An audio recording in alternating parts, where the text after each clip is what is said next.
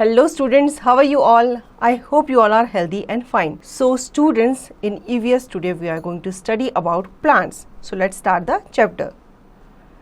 Plants are found all around us. They are found in surroundings that are best suited to them. बच्चों अपने आसपास आप देखते हो बहुत सारे प्लांट्स आपको मिल जाते हैं, ठीक है। प्लांट्स वहीं ग्रो करते हैं जहाँ पे उनको सूटेबल एक एनवायरनमेंट मिलता है ग्रो करने के लिए। Reproduction plants, the process by which living things produce new living things of the same kind is called reproduction. Plants reproduce in different ways. बच्चों वो प्रोसेस जिसके थ्रू हम लिविंग थिंग्स क्या करते हैं, एक नया लिविंग थिंग प्रोड्यूस करते हैं, उसे रिप्रोडक्शन कहते हैं। प्लांट्स जो होते हैं वो अपना रिप्रोडक्शन जो होता है वो डिफरेंट वे से करते हैं। सबसे पहला through seeds, through spores, through vegetable parts. Fruits are very important parts of a plant because they contain seed. Some fruits have only one seed. Some may have few seeds and some have many seeds. बच्चों fruits जो होते हैं वो part, एक important part जो होता है वो प्ले करते हैं पार्ट किसकी लाइफ में, प्लांट की लाइफ में। उसमें क्या होता है, फ्रूट्स में एक सीड होता है, वो क्या होता है उसके अंदर होता है जिसके थ्रू एक प्लांट जो होता है वो दोबारा से रीग्रो करता है, ठीक है। अब आपने देखा होगा बहुत सारे ऐसे फ्रूट्स होते हैं जिसमें एक ही तरह का क्या होता है, सीड होता है, जैसे कि मैंगो में एक ही सीड होता है। अब आपने एप्पल देखा होगा, उसमें 2 या 4 बीज होते हैं, और पपाया में बहुत सारे बीज होते हैं। Let me answer, where do potatoes come from. अब आप हमें बताओ कि पोटैटो जो है वो कहाँ से आए हैं। How many seeds does a mango have. अब आपने मैंगो तो देखा होगा, तो आप मैंगो को देख के बताओ कि मैंगो के अंदर कितने सीड्स होते हैं। Mango has 1 seed, Apple has few seeds, papaya has many seeds. Structure of a seed, a seed has a seed coat which is the outer protecting covering. There are 2 seed leaves or cotyledons present below the seed coat. These cotyledons store food for the baby plant. Between the seed leaves grows the baby plant. It has a baby root and a baby shoot. It is called the embryo. बच्चों आप कोई भी seed उठा करके देख लो, ठीक है। आप एक मटर का दाना है, आप उसी को उठा कर देख लो, क्योंकि मटर का दाना भी क्या होता है, एक सीड होता है। आप उसे खाते भी हो, आप उसको इजीली आप किसी मिट्टी के अंदर उसको डालोगे, उसे पानी दोगे, तो आप 2 दिन बाद देखोगे उसमें से एक छोटा सा क्या निकला, एक पौधा निकलना शुरू हो जाएगा। तो इसमें ये दिखाया गया है कि ये जो सीड का जो स्ट्रक्चर है वो इस तरह से होता है। इसमें 2 आपके कॉटिलेंडम्स होते हैं, लीफ जैसे होते हैं, ठीक है। जैसे ओपन होता है तो क्या होता है, 2 लीफ जैसे होते हैं, उसको कहते हैं हम कॉटिलेंडम्स। और इसमें नीचे की तरफ एक बेबी रूट जा रहा होता है जो नीचे की तरफ आपको रूट बनाता है, मतलब आपकी जो मिट्टी में पकड़ होती है उसको वो स्ट्रॉन्ग बनाता है। और एक शूट मतलब ऊपर की तरफ आता है, ठीक है। उसका एक पार्ट जो होता है वो नीचे की तरफ जाता है ताकि वो क्या करे, मिट्टी में अपनी पकड़ बना कर रख सके, और एक पार्ट जो होता है वो ऊपर की तरफ आता है ताकि उसमें लीव्स और बाकी पार्ट्स ग्रो कर सके। और इसका बाहर का जो लेयर होता है उसे सीड कोट कहा जाता है। Germination of a seed, when seeds get proper amount of air, water and sunlight, they grow into new plant. This process is called germination. अब बच्चों आपने सीड डाल दिया, मान लो आपने उस पौधे को कहाँ रखा है, उस गमले को कहाँ रखा, घर के अंदर रख दिया, आपने उसको सनलाइट नहीं दी, आपने उसको धूप नहीं दी, आपने उसको पानी नहीं दिया, तो क्या वो ग्रो करेगा? वो नहीं ग्रो करेगा। तो इसमें कहा जाता है अगर उसको प्रॉपर अमाउंट ऑफ एयर मिले, वाटर मिले, सनलाइट मिले, तो एक सीड जो होता है वो क्या करता है, ग्रो करता है न्यू प्लांट में, ठीक है। इस प्रोसेस को क्या कहते हैं, जर्मिनेशन कहते हैं। A germinating seed needs air to breathe, water to soften its seed coat so that the food stored in the seed changes into a soluble form and is easily used by the baby plant. Sunlight gives the warmth to the plant so that cells get activated to grow. When the seed starts germinating, the radical root grows first downward and then the plumule shoot grow. After that the seed dries and falls off once the shoot grow its own leaves. बच्चों यहाँ पे आपको germination का process दिखाया गया है कि कैसे कैसे जर्मिनेशन होता है.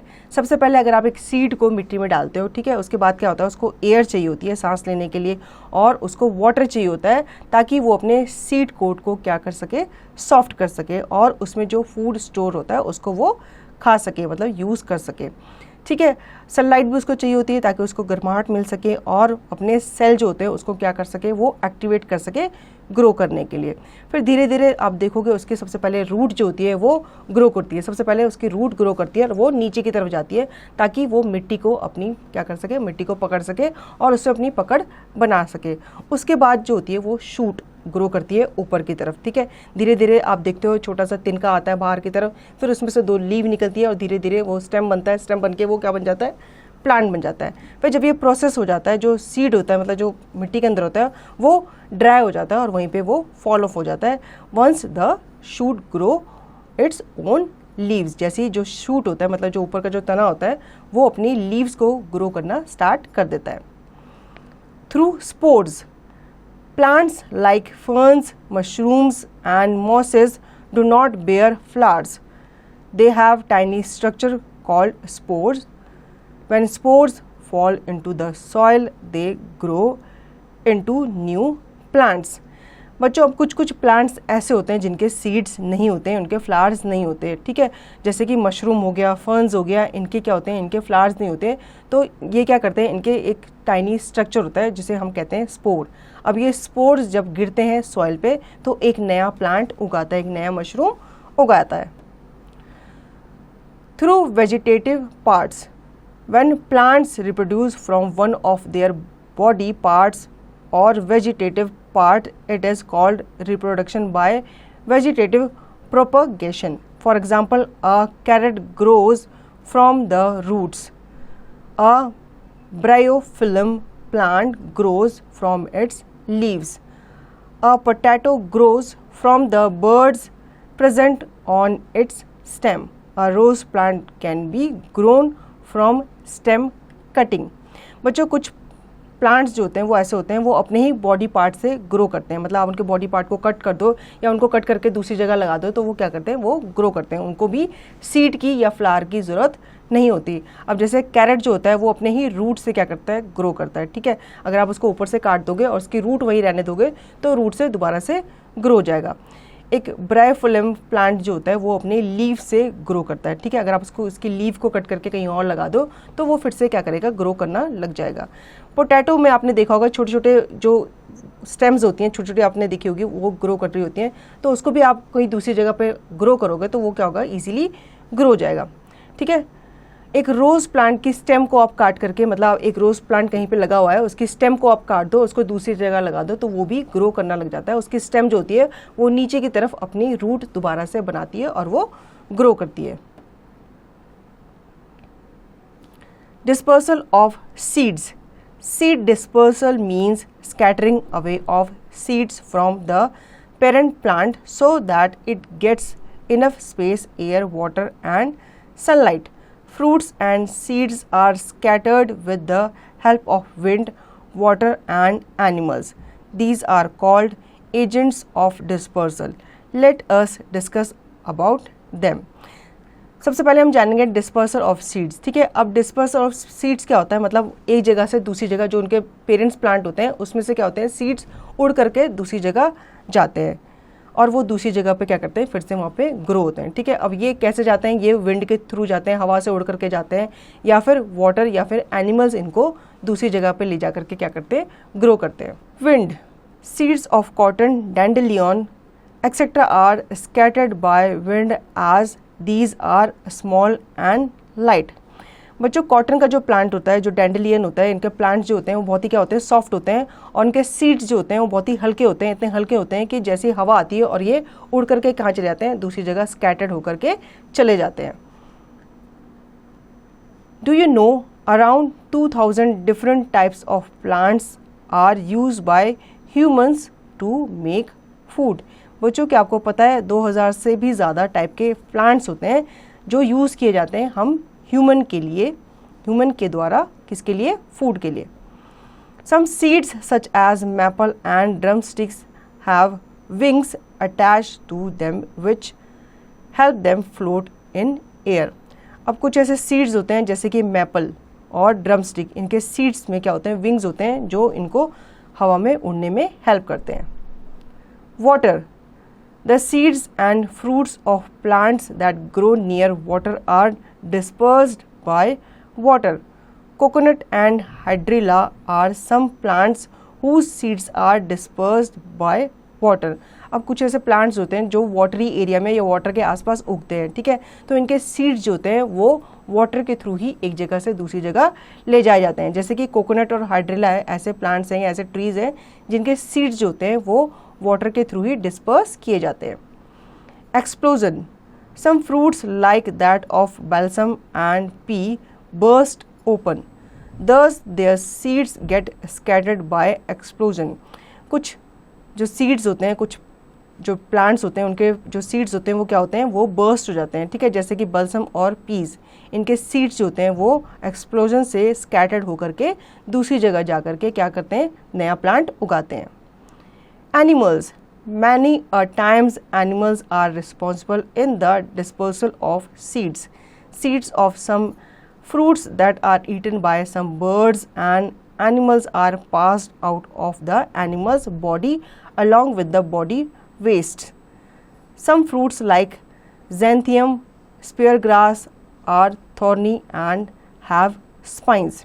अब एनिमल्स कैसे रोल प्ले करते हैं सीड्स को एक जगह से दूसरी जगह ले जाने में?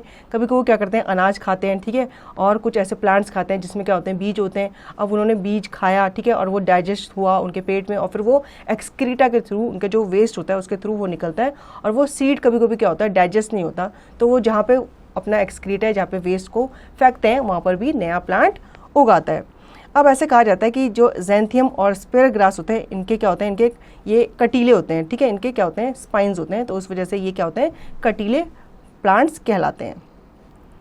Plants from far away, these cling to the fur of animals and are carried to wherever the animals move, thus these are dropped at other places. अब कुछ प्लांट्स होते हैं वो क्या होते हैं? वो एनिमल्स के फर पे चिपक जाते हैं, ठीक है। अब इससे क्या होता है? एनिमल एक जगह से दूसरी जगह मूव करते हैं। अब जब वो एक जगह से दूसरी जगह मूव करते हैं तो उनके साथ साथ ये प्लांट्स भी क्या होते हैं? मूव हो जाते हैं, ठीक है, और फिर वो जहाँ पे गिर जाते हैं वहीं पे वो नया प्लांट उगा देते हैं। Some plants are brought to India from far away places, here are a few of them. अब कुछ प्लांट्स जो हैं वो ऐसे हैं, वो इंडिया में नहीं उगते थे, उनको दूसरी जगह से लाया गया। कौन कौन से हैं? T has its origin from China. T जो है वो सबसे पहले चाइना में उगती थी, ठीक है, उसके बाद वो इंडिया आई। इसी तरह से potato has come from Peru. Potato कहाँ से आया है? पेरू से आया है। Tomato was first grown in south Africa. Tomato जो था वो सबसे पहले कहाँ उगाया गया था? साउथ अफ्रीका में उगाया गया था। Onion originated in Egypt. Onion कहाँ से ओरिजिनेट हुआ है? इजिप्ट से ओरिजिनेट हुआ है।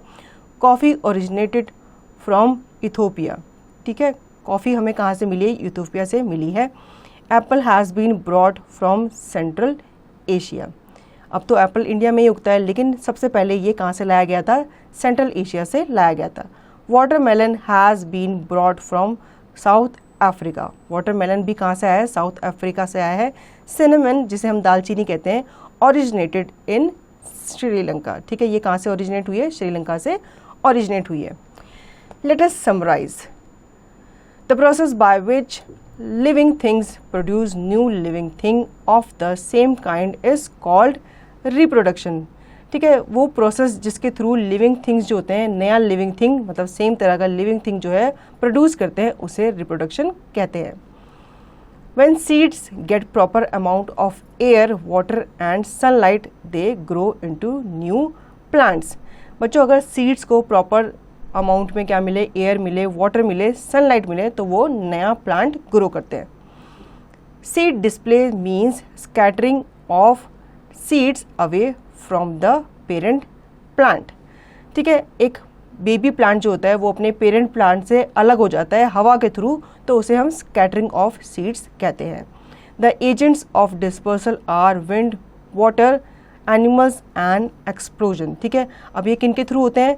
डिस्पर्सल सबसे पहले तो विंड के थ्रू, वाटर के थ्रू, एनिमल्स या फिर एक्सप्लोजन के थ्रू इनका डिस्पर्सल होता है। Food items like fruits, vegetables, meat and dairy products get spoiled very fast, they are called perishable food.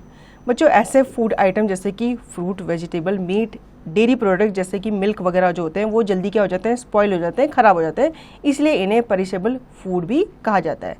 Refrigeration is a method of keeping food stuff at a very low temperature. बच्चों fridge में आप अपनी fruits और vegetables को क्या रखते हो? ताज़ा रखते हो। ठीक है, इसमें लो टेम्परेचर में आपके फूड स्टफ को रखा जाता है। Shortage of food can occur due to natural calamities like drought of flood. ठीक है, कभी कभी हमारे पास फूड की क्या हो जाती है? शॉर्टेज हो जाती है। किस वजह से? जब हमारे देश में अकाल पड़ता है या फिर बहुत ज़्यादा बाढ़ आ जाती है। We can prevent food from getting spoiled by preserving it. हम फूड को ख़राब होने से बचा सकते हैं। कैसे? प्रिजर्व करके, उसको प्रिजर्व करके। तो बच्चों आई होप आपको प्लांट्स के ऊपर ये चैप्टर अच्छे से समझ आया होगा। अब इसकी दी गई एक्सरसाइज की प्रैक्टिस आपको खुद से करनी है।